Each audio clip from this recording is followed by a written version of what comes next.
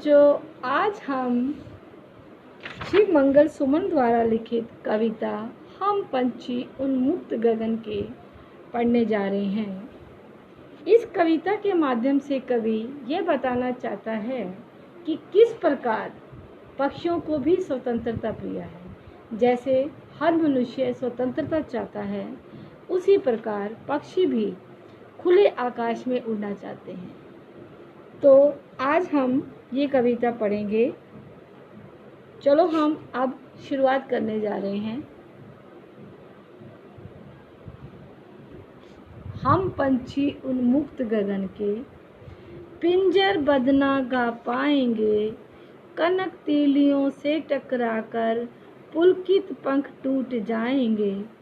हम बहता जल पीने वाले मर जाएंगे भूखे प्यासे, कहीं भली है कटुक निबोड़ी कनक कटोरी की मैदा से। स्वर्ण श्रृंखला के बंधन में अपनी गति उड़ान सब भूले, बस सपनों में देख रहे हैं तरु की फुनगी पर के झूले। तो इन पंक्तियों के माध्यम से शिव मंगल सुमन जी बताना चाह रहे हैं कि हम पंछी उन्मुक्त गगन के, पक्षियों के बारे में बताते हैं कि पक्षी उन्मुक्त गगन में यानी आज़ाद घूमने वाले हैं, आकाश में आज़ाद घूमने वाले हैं। तो पिंजर बद ना गा पाएंगे। अब पक्षी अपनी वाणी में अपने गीत गाते रहते हैं। तो पक्षी कहते हैं कि अगर हमें पिंजरे में बंद कर दिया गया तो हम कुछ भी गा नहीं पाएंगे। यानी कहने का मतलब है कि उन्हें स्वतंत्रता चाहिए, वो स्वतंत्र रहकर प्रसन्न रहते हैं। कनक तीलियों से टकराकर पुलकित पंख टूट जाएंगे। कनक तीलियां यानी सोने के, अगर उनका जो पिंजरा है चाहे सोने के तीलियों से क्यों ना बना हुआ, उसको उनसे टकरा कर हम क्या करेंगे, यानी पुलकित पंख टूट जाएंगे। हमारे जो पंख हैं, पुलकित होने वाले, खुश होने वाले पंख हैं, उड़ने के लिए आतुर रहते हैं, वो सब टूट जाएंगे। कहने का भाव ये है कि अगर उन्हें सोने का पिंजरा भी मिल जाए तो भी वो स्वतंत्र रहना ज़्यादा पसंद करेंगे। हम बहता जल पीने वाले मर जाएंगे भूखे प्यासे, कहीं भली है कटुक निबोड़ी कनक कटोरी की मैदा से। हम बहता जल पीने वाले, अब अगर पिंजरे में उन्हें कटोरी में डालकर या किसी बर्तन में डालकर पानी देंगे तो वो उसे अच्छा नहीं लगेगा, वो उन्हें पीना पसंद नहीं करेंगे। क्यों नहीं पीना पसंद करेंगे? क्योंकि वो तो नदियों का बहता जल पीने वाले हैं, स्वच्छ जल पीने वाले हैं। कहते मर जाएंगे भूखे प्यासे, हम तो भूख प्यास से मर जाएंगे, लेकिन हम पिंजरे में बंद रहना नहीं चाहते। कहीं भली है कटुक निबोड़ी कनक कटोरी की मैदा से। अगर उन्हें सोने की कटोरी में कुछ खाने के लिए दिया जाए तो उससे ज़्यादा अच्छा उन्हें क्या लगेगा। चाहे हमें स्वतंत्र रहकर कड़वी निबोली, यानी निबोली एक ऐसा फल है जो बहुत कड़वा होता है, तो वो कड़वी निबोली खाना ज़्यादा पसंद करेंगे, जबकि कनक कटोरी यानी सोने की कटोरी में अनाज खाने की बजाय।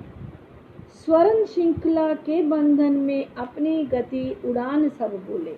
अब स्वर्ण श्रृंखला यानी सोने की श्रृंखलाओं में, सोने की पिंजरे में, वो उसके बंधन में बंधकर क्या भूल गए हैं, वो अपनी गति भूल गए हैं, यानी अपना उड़ना भूल गए हैं और उड़ान भूल गए हैं, गति भूल गए हैं, चलना भूल गए हैं।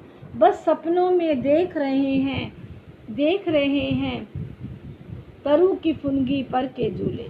अब सिर्फ वो अगर बंद पिंजरे में रहेंगे तो उनका उड़ना सब स्वप्न मात्र रह जाएगा, और सिर्फ वो सपने में यही सोच रहे हैं कि वे वृक्षों की डालियों पर झूल रहे हैं, और उनका जो झूलना, असल में जो उनका झूलना है वो समाप्त हो गया है। ऐसे थे अरमान के उड़ते नील गगन की सीमा पाने, लाल किरण सी चोंच खोल चुगते तारक अनार के दाने। होती सीमाहीन क्षितिज से इन पंखों की होड़ा होड़ी, या तो क्षितिज मिलन बन जाता या तनती सांसों की डोरी।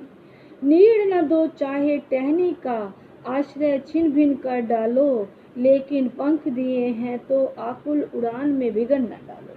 कितनी सुंदर पंक्तियां कवि ने लिखी हैं कि ऐसे थे अरमान के उड़ते नील गगन की सीमा पाने।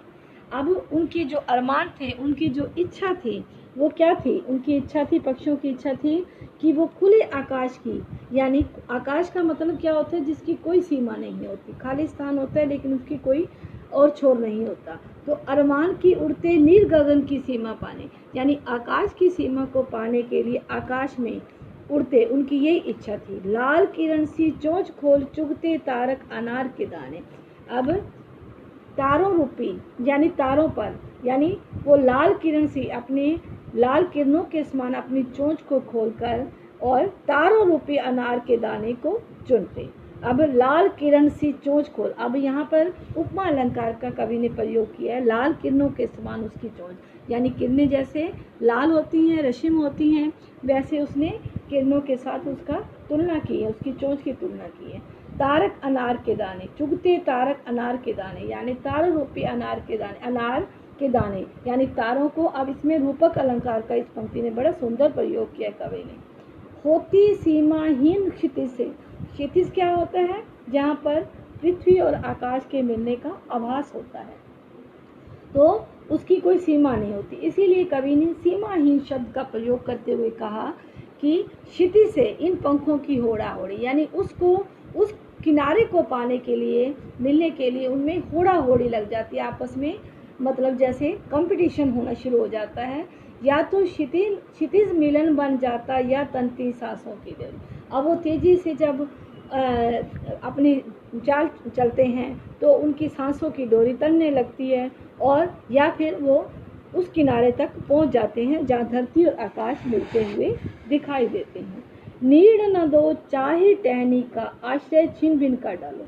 अब लास्ट में उन्होंने अंत में क्या प्रार्थना की है? कवि ने इन्हीं शब्दों के माध्यम से पक्षियों की जो पुकार है उसके बारे में बताया है कि पक्षी कहते हैं कि चाहे हमें नीड़ ना मिले, घोंसला ना मिले, चाहे टहनी का घोंसला ना मिले, यानी टहनियों पर, शाखाओं पर पक्षी रहते हैं, नीड़ ना दो चाहे टहनी का आश्रय छिन भिन कर, कहते हमारे जो आश्रय है, रहने के जो स्थान है, उसे तोड़ डालो, जैसे मर्जी कर दो, लेकिन पंख दिए हैं तो आकुल उड़ान में बिगड़ ना दौड़ो।